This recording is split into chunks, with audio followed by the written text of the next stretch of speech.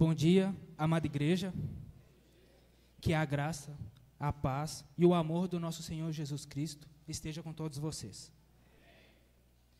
A leitura de hoje se encontra em Mateus, capítulo 9.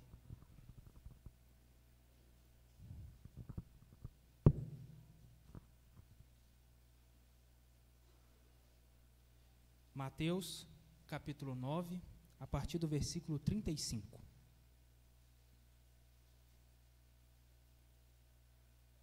Jesus andava visitando todas as cidades e povoados. Ele ensinava nas sinagogas, anunciava a boa notícia sobre o reino e curava todo tipo de enfermidades e doenças graves das pessoas.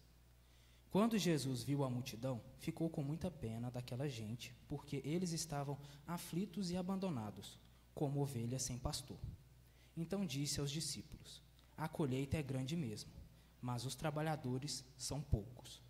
Peçam ao dono da plantação que mande mais trabalhadores para fazerem a colheita. Palavra do Senhor. Jaime, tem a bondade?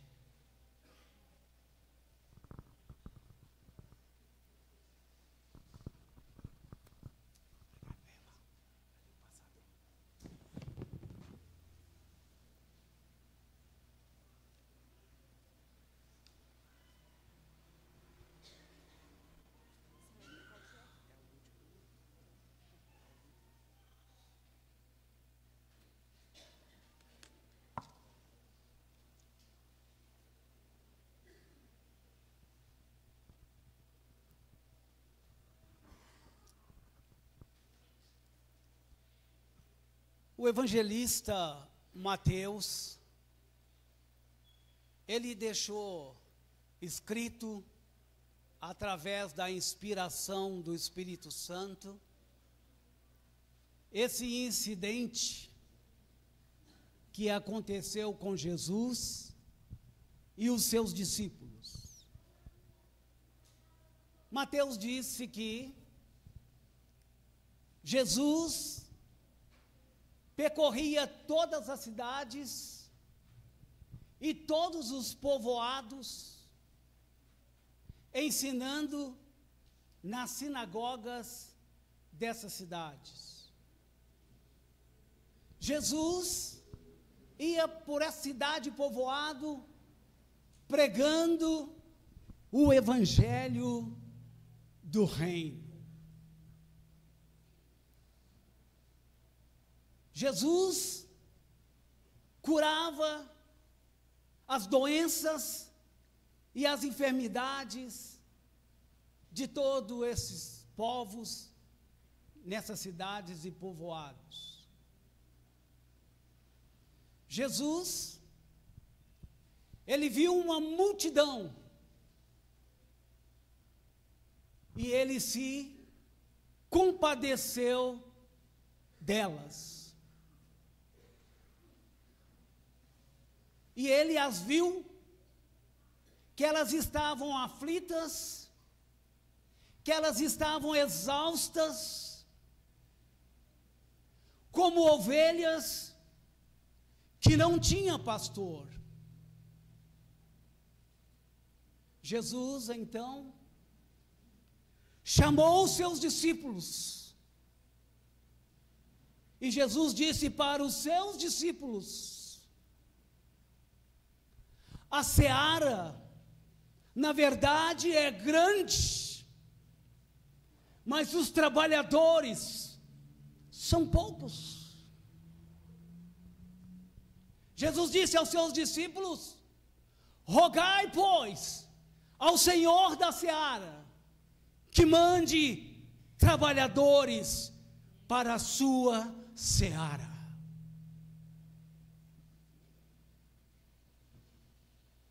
Jesus compadeceu. E é isso que você, como discípulo de Jesus, também precisa fazer. Onde há necessidade das pessoas em qualquer canto dessa cidade de Belo Horizonte, você precisa procurar atender e se importar como Jesus se importava. Que exemplo maravilhoso do nosso Senhor. Ele ensinou seus discípulos a orar, pedindo ao Pai que mandasse mais trabalhadores, porque a seara, como nós todos sabemos, é muito, muito, muito grande. Esta igreja aqui, ela atualmente tem 2 presbíteros, um diácono e um evangelista. E essa igreja não para de crescer, porque Deus colocou uma porta aberta para os céus, através desse povo aqui, que é a igreja dele. E os pastores estavam sentindo muito peso, diáconos, evangelistas sentindo muito peso. É muita gente para poucos trabalhadores. E sabe o que nós fizemos ou passamos a fazer? Exatamente isso que Jesus ensinou. Ele disse: rogai, pois, ao dono da seara, que envia trabalhadores para a sua seara. E nós oramos, e ficamos orando, e orando. E você acredita, porque a oração sempre é respondida. Sabe o que o Senhor fez? Mandou mais 3 presbíteros, mandou mais 3 diáconos, e mandou mais 2 evangelistas. Que maravilha! Teremos, a partir de hoje, 5 presbíteros conduzindo este povo para Deus. Nós teremos 4 diáconos cuidando das necessidades físicas da igreja. E nós teremos 2 evangelistas para continuar levando a palavra juntamente conosco. E como se não bastasse tudo isso, sabe, Senhor? Estou muito contente. Ele ainda mandou pessoas capacitadas para nos ajudar. Eu poderia citar aqui vários irmãos e irmãs que o Senhor tem mandado para cá para nos ajudar, são pessoas capazes. Igreja, eu sei que você sabe quem são essas pessoas aí na sua cabeça. O Senhor tem enviado mulheres, o Senhor tem enviado homens para nos ajudar, porque o povo do Senhor é muito grande e especial, e nós queremos cuidar desse povo com todo carinho. Queremos agradecer a presença aqui das congregações irmãs de Belo Horizonte e Grande Belo Horizonte. Muito obrigado na sua presença, que veio aqui representando a sua congregação, uma vez que as congregações todas têm culto na parte da manhã como nós. Alguns presbíteros ligaram para a gente, falando que não podia estar aqui, mas que estava orando, nos abençoando de lá mesmo. E a oração tem esse longo alcance, né? É verdade mesmo. Mas deixe-me dizer mais uma coisa para a igreja em Belo Horizonte e Grande Belo Horizonte, hoje aqui representada. Apenas 3 congregações têm presbítero nessa grande cidade. E nesse grande estado que é Minas Gerais, é o maior estado do Brasil. Se não me engano, hein? Os professores de história aí me corrigem. Então, estão me corrigindo? Não? Estão concordando comigo? Tem todo direito de concordar comigo, fica à vontade. Mas então, só essas 3 congregações. Betim, onde meu cunhado trabalha lá com a minha irmã, Giovana e Marisa, juntamente com outros presbíteros. O Evandir está aqui representando a igreja de Betim, não é, Evandir? Levanta a mão, a esposa dele lá. Obrigado, viu, irmão, pela presença. Obrigado mesmo. Giovanni disse que você viria. E eu estava de olho para ver se você ia vir mesmo. Você veio. Eu vou falar com o Giovanni que você veio. Mas então, o centro, a igreja que reúne lá, no miolo dessa cidade, e o Alimpo de Melo, que estamos aqui na região noroeste. Mas nós temos 17 congregações espalhadas por essa cidade, arredores. Então você percebe que uma minoria é que tem o governo de Jesus para a igreja estabelecido, que são os presbíteros, que são os diáconos e que são os evangelistas. Meu desafio para a igreja em Belo Horizonte, Grande Belo Horizonte, e por que não o estado de Minas Gerais, a seara é grande demais, Senhor, diz Jesus, e os trabalhadores são poucos, Senhor. O Senhor diz que a solução para este problema é o quê?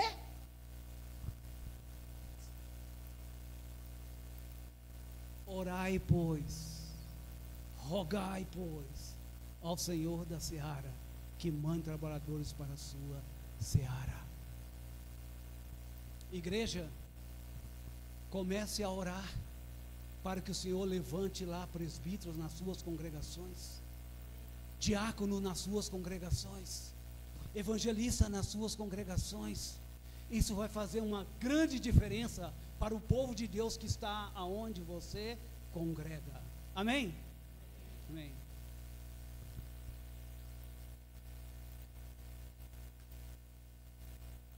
Qual é a vontade de Deus para a igreja?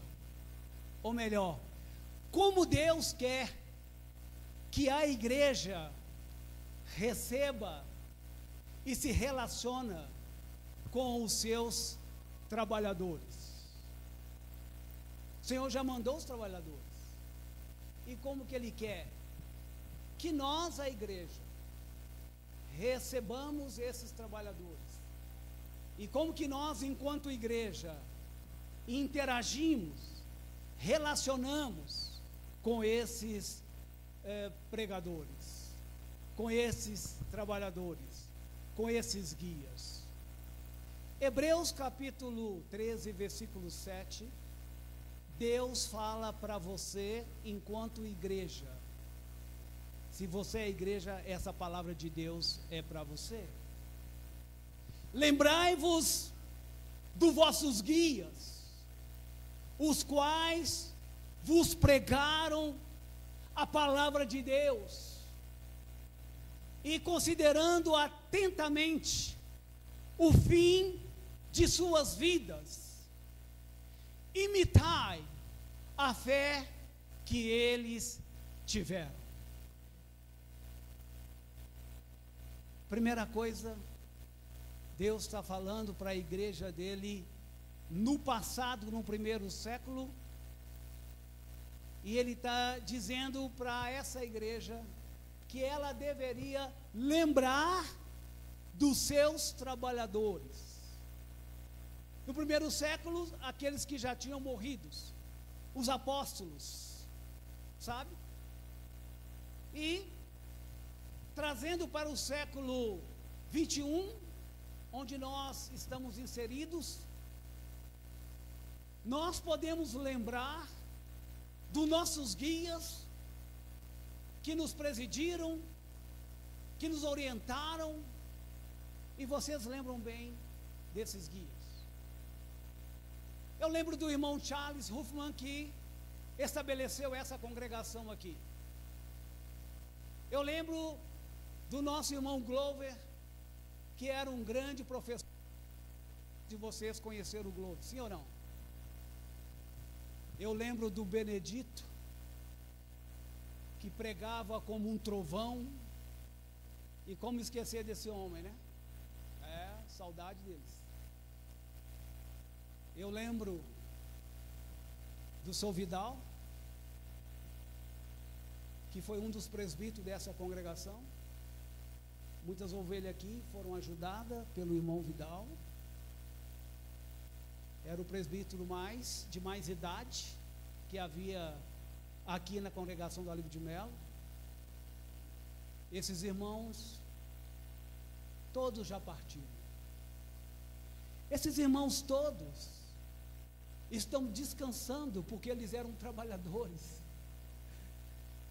E esses irmãos maravilhosos, o que eles fizeram? Eles nos pregaram a palavra de Deus, sim ou não? Muitos aqui lembram da pregação do Vidal, do ensino do Vidal, da visita do seu Vidal, como era conhecido, e como ele abençoou vidas. Os irmãos e irmãs acabam contando muito caso do seu Vidal. Silvana me contou um para nós que me deixou impressionado o que esse presbítero fez por ela. Foi impressionante. E ele fazia em silêncio. Uma grande bênção. Então eles nos pregaram a palavra de Deus.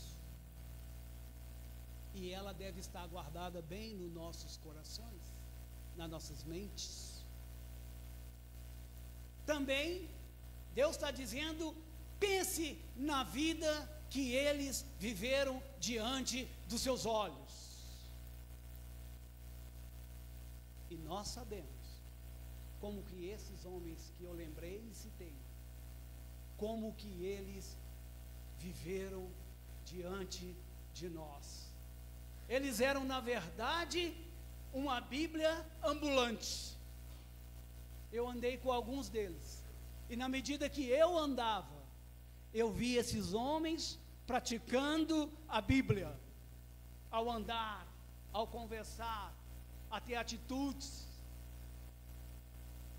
E Deus está dizendo para nós, sobre esses trabalhadores do passado: imitai a fé que tiveram.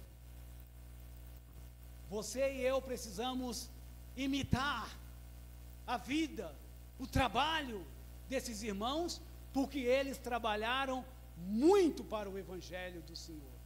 Contribuíram para que esse prédio hoje estivesse cheio, como está. E o Senhor disse: imitai a fé que tiveram. Esses homens, esses guias do passado, a fé não morreu dentro deles. Eles morreram na fé. Por isso estão onde estão. E é por isso que agora é a sua vez. Imitando a fé deles, você também vai chegar aonde eles estão hoje. Lá no seio de Abraão, lá no Hades. Mas Deus também diz para a igreja hoje aqui sobre os guias presentes, os que já existiam e os que estão tomando sobre seus ombros esse jugo de Jesus para cumprir o seu chamado e sua missão nessa terra.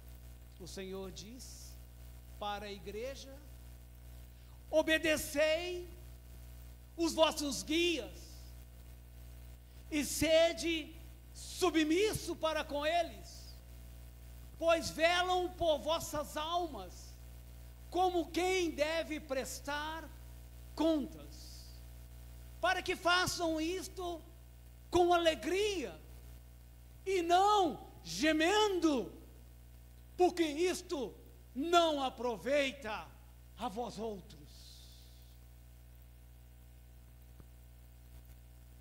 Palavras do Senhor. Obedecei os vossos guias e sede submisso para com eles. Por que, Senhor? Eu, como ovelha desse aprisco, eu devo obedecer e submeter esses guias. Ah, irmão, mas como é que é isso? Vai submeter em tudo? Como é que funciona? E como é que é? E se eles forem contra a palavra de Deus, eu tenho que obedecer a eles? Esses aí é uns assuntos que nós vamos ter que digerir juntos. Hoje aqui não vai dar para tratar disso nos seus pormenores, mas a gente continua conversando. Mas o Senhor diz, porque eu devo obedecer, submeter a esses guias, esses trabalhadores que o Senhor levantou entre nós? O Senhor mesmo responde, Ele diz, é porque eles velam por vossas almas. Igreja, por favor, ore por nós. E eu agradeço as orações que já são feitas de dia e de noite por nós. Muitos irmãos e irmãs conscientes sabem que essa seara é a seara mais importante do planeta e é realmente difícil muitas vezes. Eles velam por vossas almas. Às vezes os pastores estão cuidando de suas almas, ovelhas, e você nem entende, e você fica bravo, e você fica chateado, e você quer dar coice. Não, ovelha não dá coice, né? Quem dá coice é outro bicho. Mas você às vezes não recebe muito bem. Acredite e entenda que eles estão apenas velando por vossas almas. O Senhor disse mais, eles prestarão contas. Pergunte para mim, você está pronto, Jaime, para enfrentar o juízo final de Deus e prestar conta pelo que você fez com o povo dele? A resposta é um grande e sonoro não. Eu não estou pronto. Por isso eu preciso e nós precisamos das suas orações. Eu não sei se você vai achar que é covardia da minha parte, mas a única razão que eu me ouso servir essa igreja com um dos seus presbíteros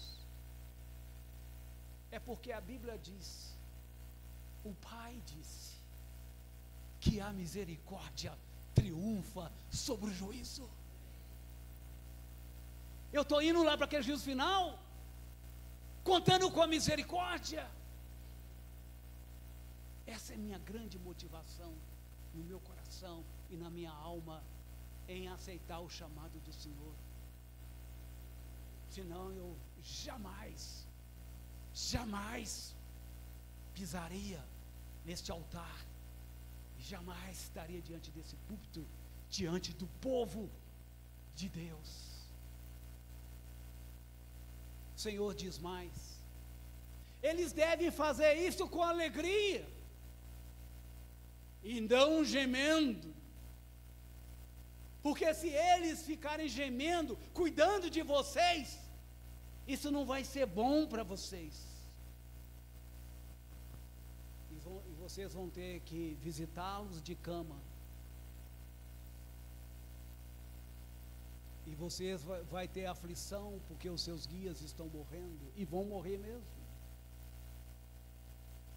Mas não mate eles não, deixa o Senhor levar a hora que Ele quiser. Não acelera esse processo não.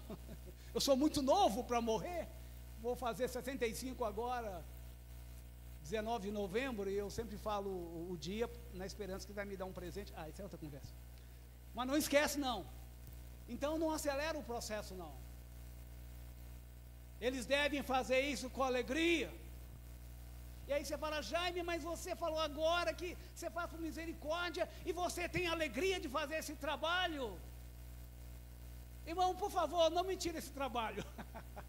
Ó Deus, não me tire esse trabalho.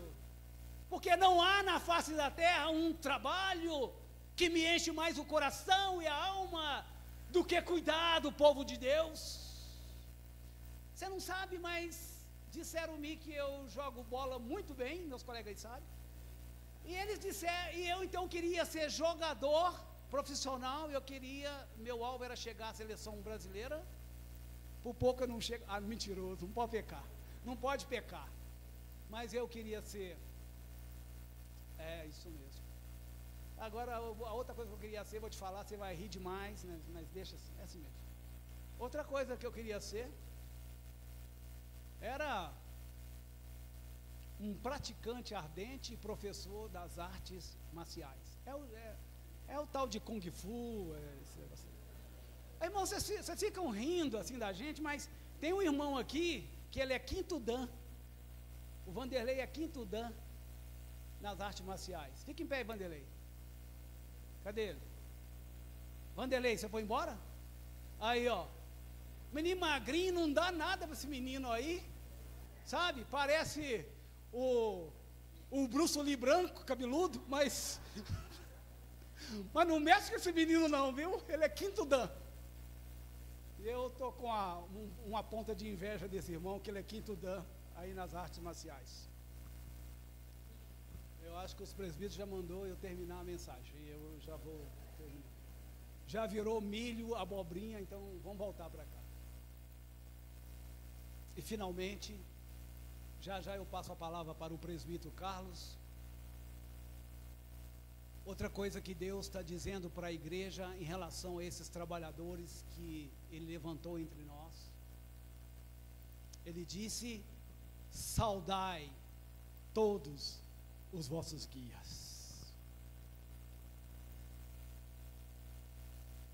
O escritor de Hebreus mandou essa carta para o povo de Deus.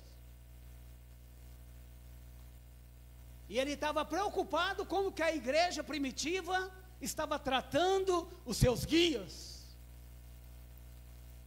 E Deus usou este nosso amado irmão.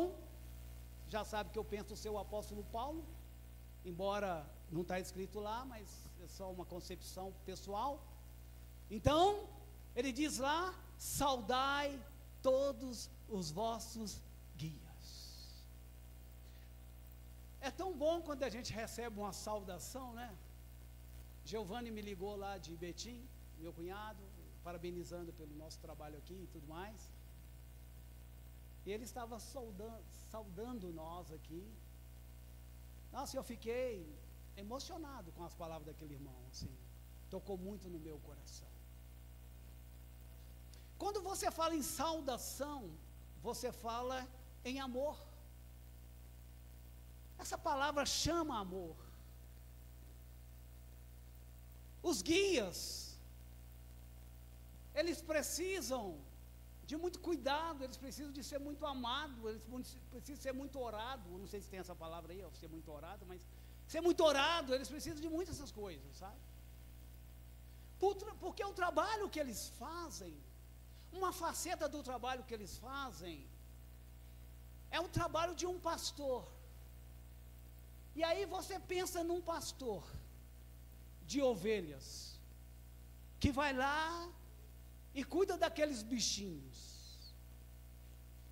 Se tem um espinho na patinha, ele vai lá e tira aquele espinho. Se tem um lobo querendo devorar aquela ovelhinha, ele enfrenta os lobos, por causa daquela alma. Então, esse cuidado que o pastor tem pelas ovelhas, desencadeia no coração daqueles bichinhos um amor, uma gratidão, um respeito, porque esse é o meu pastor. Quando o bicho pega, é ele que vai dobrar os joelhos,